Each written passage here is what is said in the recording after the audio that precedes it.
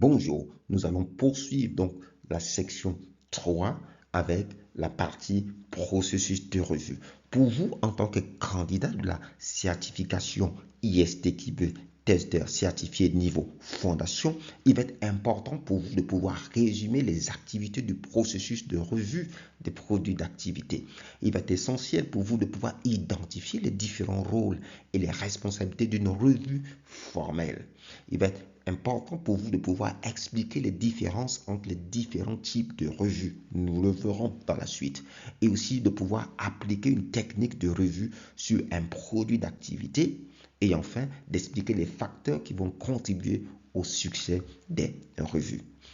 Là, dans cette section, nous allons voir le processus de revue, donc qui est le premier objectif que nous avons ici. Bien.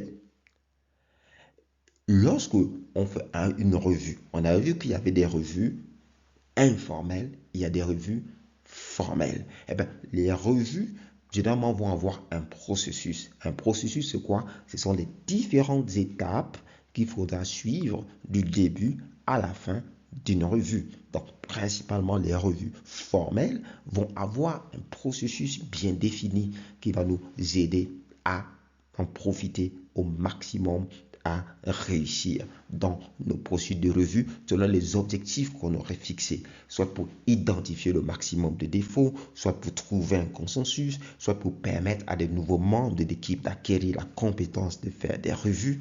Eh bien, il y a différents objectifs qui sont possibles lorsqu'on fait des revues. Eh bien, la première étape va être la planification.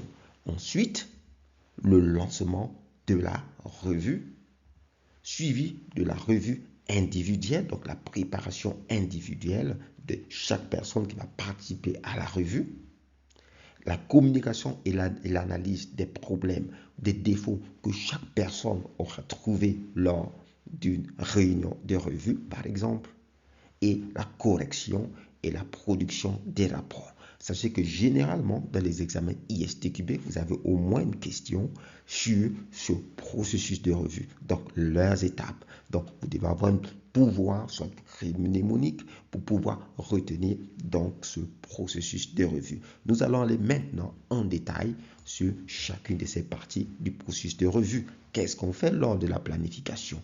Qu'est-ce qu'on fait lors du lancement de la revue? Comment se passe la revue individuelle?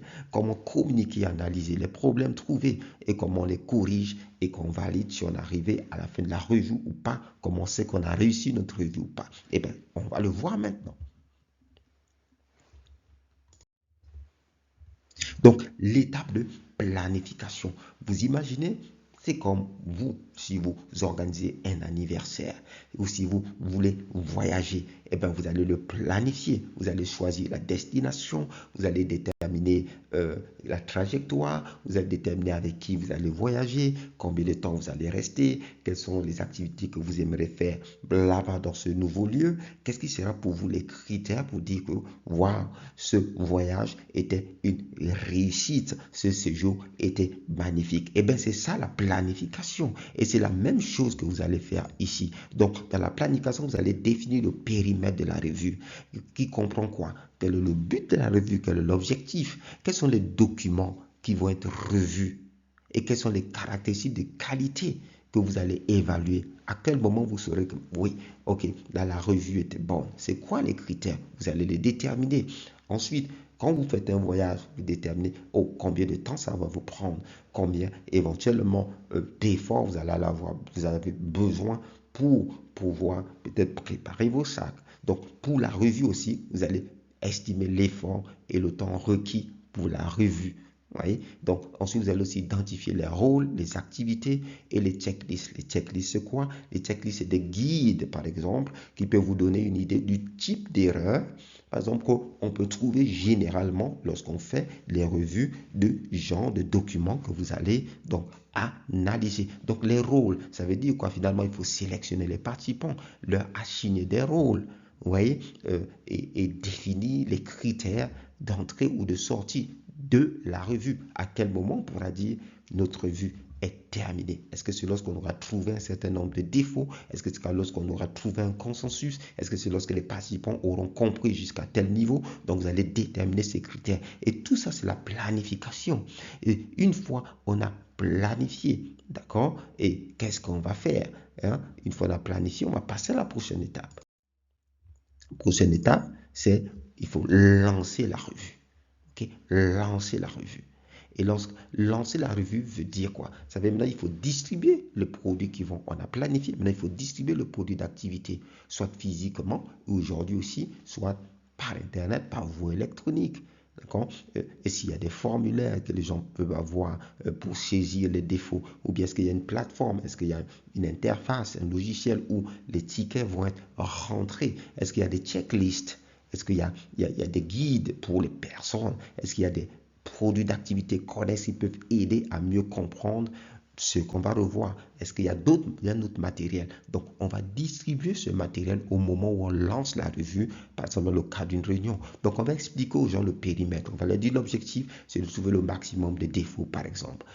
On va expliquer le processus, comment ça se passe, leur rôle, les produits d'activité aux participants.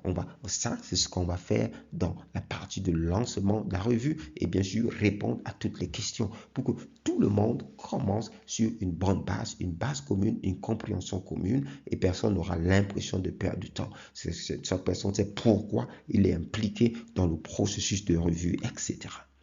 Donc, on va lancer la revue, chaque participant amenant les documents à revoir. Super. Maintenant, une fois on a fait, on a répondu à toutes les questions, tout est assez clair, eh bien, chaque personne va faire ce qu'on appelle une revue individuelle, ou bien c'est-à-dire une préparation individuelle. Eh bien, chacun va revoir de son côté toute une partie de produits d'activité selon sa responsabilité. Eh bien, dans son coin, elle va noter les défauts potentiels ou des recommandations ou éventuellement les questions qui sont montées alors que la personne faisait la revue individuelle. Vous voyez, comme vous. Voilà, j'ai un mémoire que j'écris et j'aimerais que vous le révisez. Je vous donne le but, je vous donne un certain nombre d'informations. Et vous, maintenant, je vous remets le document. Et vous, de vos côtés, vous regardez, vous dites, ah, ici, il y a peut-être des fautes d'orthographe. Vous notez, vous marquez au rouge, ou vous rentrez dans un logiciel.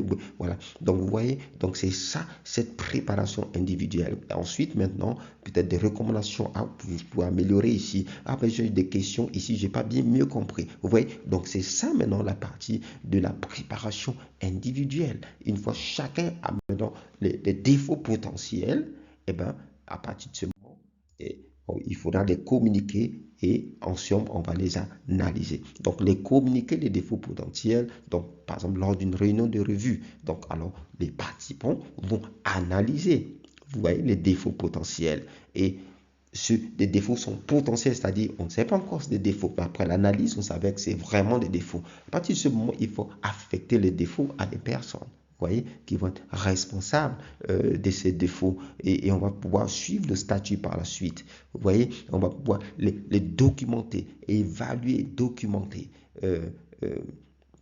Donc les résultats. Vous voyez, donc on va évaluer les résultats aussi en rapport avec les critères de sortie. Est-ce que après cette combinaison et cette analyse de problème, est-ce que finalement on est arrivé à un résultat satisfaisant? Est-ce qu'on peut arrêter la revue? Quelle décision on prend? Est-ce qu'on rejette le produit d'activité? Est-ce que on décide que ce produit d'activité doit subir donc des changements majeurs? Est-ce qu'éventuellement ce sont des changements mineurs? Donc à partir de ce moment, on va prendre des décisions donc en rapport avec la communication et les défauts donc, qui vont être retenus. Et bien sûr, après, il faudra suivre l'état des défauts. Okay? Donc, à partir de ce moment, c'est dans la partie de correction de production. On a assigné les défauts à des responsables et maintenant, on va produire des rapports de défauts pour les constatations qui nécessitent des changements. Finalement, on va corriger les défauts trouvés.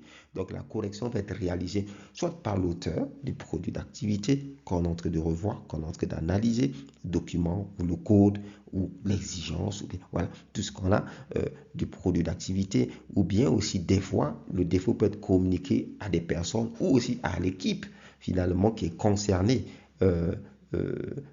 qui est lié finalement aux défauts qui sont dans le produit d'activité. Donc finalement, on va suivre donc par la suite l'état des défauts.